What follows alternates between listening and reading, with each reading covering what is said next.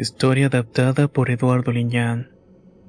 Mi nombre es Diego Fernández y soy actualmente miembro de la Guardia Nacional, pero antes fui policía de la Fuerza Civil en un municipio de Nuevo León. Todo esto aconteció durante un turno de la noche. Era ya de madrugada y sentía algo, un extraño presentimiento, como si algo conspirara para encerrar el horror que estaba por desatarse. Mi compañero Raúl Gómez y yo estábamos iniciando otra jornada ordinaria cuando la radio sonó con una voz cargada de urgencia. Tenemos un informe de disturbios en una residencia privada, posiblemente escena de crimen. Necesitamos unidades disponibles inmediatamente. A pesar de los años en el cuerpo, algo en el tono de esa llamada me puso en alerta. Tal vez fue el leve temblor en la voz del operador. O tal vez fue esa sensación inexplicable de que esa noche sería diferente. Mi compañero, siempre dispuesto, tomó el volante mientras yo repasaba mentalmente los procedimientos. Solo que en el fondo había una inquietud que se alzaba y me impedía pensar con claridad. La dirección nos llevó a las afueras de la ciudad, a un barrio silencioso y algo apartado, donde las luces de los postes apenas desafiaban la oscuridad de ese sector. No entendía cómo era posible. La casa en cuestión estaba al final de una calle sin salida, apartada y lúgubre, pues no había una sola luz encendida dentro o fuera. Era algo misteriosa. Otra cosa que nos llamó la atención fue de que no había curiosos en la escena. Toda la calle estaba desierta, aumentando la incertidumbre de no saber a qué nos estábamos enfrentando. A medida que nos acercábamos, algo en el aire cambió. Una quietud anormal. Los insectos parecían haber guardado silencio y el viento a veces solo se sentía de forma extraña y no se movían ni las hojas. Las ventanas de la casa estaban oscuras, pero no en el tipo de oscuridad que invita al sueño. Era algo más profundo y más denso. Aparcamos la patrulla y mis pies tocaron el suelo con una pesadez que no podía explicarme. La puerta principal estaba entreabierta y con un leve crujido que parecía burlarse de nuestro nerviosismo. Saqué mi linterna y avancé mientras mi compañero me cubría la espalda. La llamada al 911 había sido breve y escueta, y el vecino que la había realizado parecía tan alterado que apenas había coherencia en sus palabras. Pero nada, ni la ambigüedad del informe ni las historias que uno se cuenta en las noches aburridas de guardia, podría haberme preparado para lo que estaba dentro. Al cruzar la puerta, el aire era más irrespirable y casi sofocante.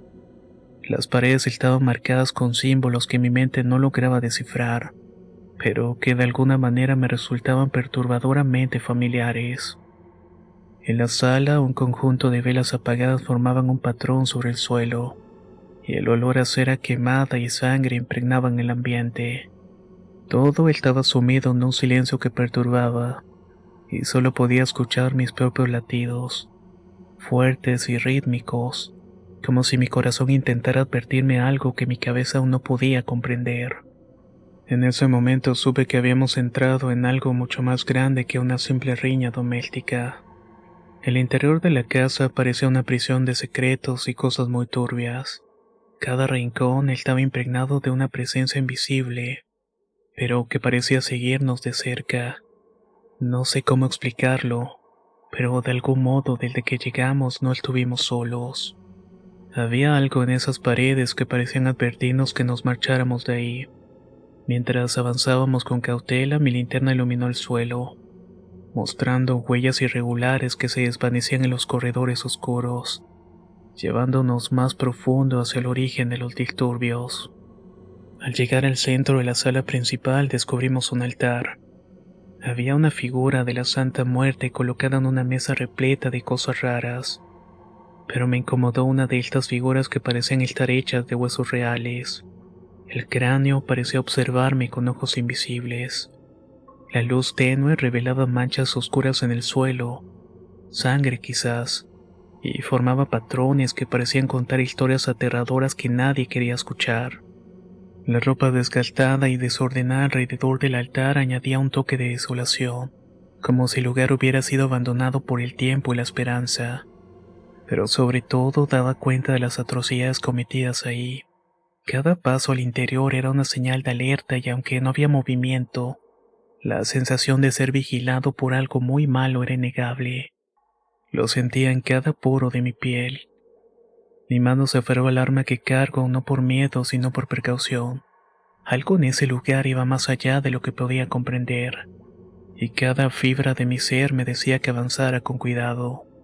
Mi compañero Raúl se inclinó para inspeccionar el altar más de cerca, pero antes de que pudiera tocarlo, un ruido estridente rompió el silencio. Era como un crujido sordo, no solamente físico, sino algo más profundo. Un sonido que parecía anidarse dentro de mi pecho, desafiando cualquier explicación lógica. Ambos dirigimos nuestras linternas y las armas hacia la dirección del ruido, pero la luz solo reveló más oscuridad, una que parecía moverse casi respirando sobre nosotros. De repente las luces de nuestras linternas parpadearon. No fue un fallo eléctrico, fue algo más, una fuerza que parecía manipular la energía a su antojo. Mis instintos me gritaban que saliéramos de ahí, pero algo nos mantenía atrapados. Una curiosidad malsana que nos empujaba a seguir adelante, o quizás algo más, una influencia externa que se aferraba a nuestras almas. En el segundo piso descubrimos la habitación de un joven quizás. Las paredes estaban cubiertas de dibujos perturbadores, hechos con carbón y algo más rojizo y deshechos, ya que esto de alguna manera apestaba demasiado fuerte. Las figuras en los dibujos se alzaban hacia algo en el cielo, algo que no podía ser identificado o comprendido. Entre los garabatos habían palabras escritas en una caligrafía disonante. Formaban frases incoherentes como ellos están aquí. El portal se abre. Mis ojos no deben ver más allá. La última frase estaba escrita tantas veces que parecía un mantra desesperado. Fue entonces cuando lo escuché. No eran voces humanas, ni siquiera algo parecido a animales. Era un murmullo que llenaba un espacio, fluyendo entre paredes, rodeándome con una cadencia irregular. Podía sentir el frío en cada palabra, aunque no entendiera su significado. Mi compañero se giró hacia mí con los ojos abiertos de par en par y comprendí que él también lo había escuchado. El sudor frío corría por mi frente. Mi linterna apuntó a un rincón de la habitación, y allí, en el límite de la luz, vi algo moviéndose. Será mejor que nos larguemos. Esto nos supera, pareja. Le dije a Raúl, pero él no se inmutó. Él era más curioso y arrojado que yo. Mi compañero avanzó hasta que abrió la puerta al fondo y de ahí salió humo pestilente, producto de una quema quizás. Pero en ese instante vimos una especie de sombra frente a nosotros. En un principio pensamos marcarle el alto, pero había algo que no cuadraba en ella.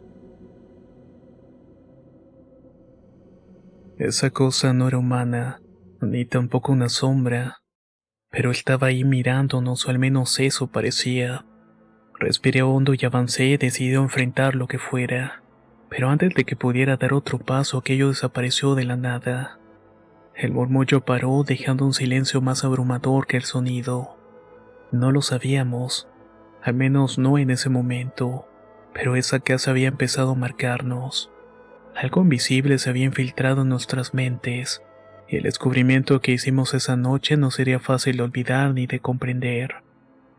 El ambiente parecía congelarse al traspasar el umbral de una habitación. La linterna temblaba ligeramente en mi mano, iluminando el suelo donde yacían 3 cuerpos. Un joven y 2 adultos, aparentemente sus padres. Estaban inmóviles pero con un mal semblante y la sangre denotaba actos violentos. Mi instinto me gritaba que algo estaba terriblemente mal. Avancé con cautela manteniendo mi arma desenfundada. Mi compañero estaba detrás de mí y su respiración era pesada y apenas contenida. Alcé la voz para marcar un alto al joven que inexplicablemente comenzó a levantarse con movimientos lentos y mecánicos, como si estuviera siendo guiado por hilos invisibles. Fue entonces cuando lo vi a los ojos, y un frío inhumano me recorrió el cuerpo. No eran ojos de miedo ni de ira, había algo más profundo, algo ajeno a toda humanidad. Era perturbador en todos los sentidos, como si detrás de su mirada se ocultara una fuerza diabólica que muy probablemente estaba guiando sus acciones. Al hablar, su voz no era un grito, pero tampoco era humana. Era como si el mal estuviera hablando a través de él. Pronunció palabras que no entendí y luego ocurrió lo impensable. En un instante, con una fuerza que no correspondía a su delgado cuerpo, lanzó un grito que sacudió todo mi ser y se abalanzó contra nosotros. Lo hizo con una violencia que no podía explicarse. Intentamos contenerlo. Las órdenes, las advertencias, todo quedó ahogado en el caos que siguió. Se movía como una sombra con una velocidad y una agresividad que desafiaba la lógica. Mi compañero cayó al suelo en la confusión mientras yo forcejeaba con él, pero era inútil. Escapó de nuestras manos como si la misma oscuridad lo protegiera, dejando a su paso un rastro de caos. Mientras tanto, la atmósfera de la casa parecía vibrar con una energía que no podía comprender. Pedimos solamente unos segundos antes de salir tras él, pero esos segundos bastaron para que el joven se desvaneciera entre las sombras de la calle. Afuera todo parecía extrañamente quieto. No había una sola alma, aunque escuchaba vocecitas y murmullos en la quietud de la calle. Pero cuando miré a mi alrededor no había nada. Solo las calles vacías y la gente en las casas parecían asomarse, pero no querían involucrarse. Estábamos completamente solos. Raúl y yo nos dividimos para buscarlo, moviéndonos entre los estrechos callejones y jardines oscuros. Algo en este caos se burlaba de los procedimientos habituales, como si las reglas que habíamos aprendido durante años simplemente no aplicaran aquí. La última pista del joven nos llevó a los jardines traseros de una casita aislada. Sus árboles altos y secos eran un buen escondite. El suelo estaba marcado con huellas erráticas y círculos trazados de manera incomprensible. Todo lo que tocaba parecía llevar el sello de algo más profundo y oscuro. Me adentré solo en ese lugar mientras mi compañero se encargaba de rodear la propiedad. Mi linterna apenas era suficiente para disipar la densidad de la oscuridad. Entonces lo escuché. Al principio fue una especie de quejido sordo. Después un sonido largo, el murmullo de una brisa entre las ramas. Pero luego se transformó en un sonido más profundo, más visceral, como si emanara del mismo suelo para después hacerse en quejido ronco. Dirigí mi luz hacia adelante y ahí estaba él inmóvil, entre las sombras, como si fuera un depredador acechando. No parecía el mismo joven que vimos en la casa. Su postura era antinatural y la forma en que se movía lenta pero decidida me provocó un pánico que luché por controlar. Con una voz firme le pedí que se detuviera y que levantara las manos, pero sus ojos eran pozos oscuros, llenos de algo que no era humano. Respondió con una sonrisa que meló mi sangre y sus labios formaron palabras que no entendí, pero que de alguna manera sentía dentro mío. Era como si cada sílaba estuviera rasgando algo en mi interior. Fue entonces cuando se abalanzó sobre mí. Su velocidad era algo imposible de seguir. Tuve que disparar, pero ninguna bala dio en el blanco. Mi linterna cayó al suelo y la oscuridad tomó control de todo. Forcejeé con él tratando de mantenerlo a raya, pero su fuerza era descomunal. Podía sentir sus manos frías y firmes como garras alrededor de mi cuello. La realidad se dibujaba mientras luchaba por respirar, y también por mi propia vida.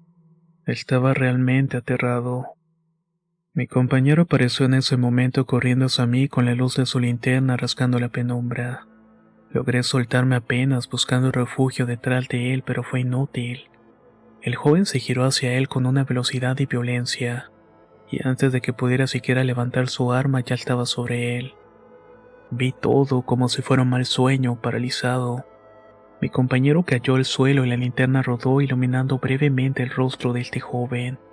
No sé cómo describirlo. No era humano, pero tampoco bestial. Era un vacío hecho carne, un recipiente de algo realmente malvado.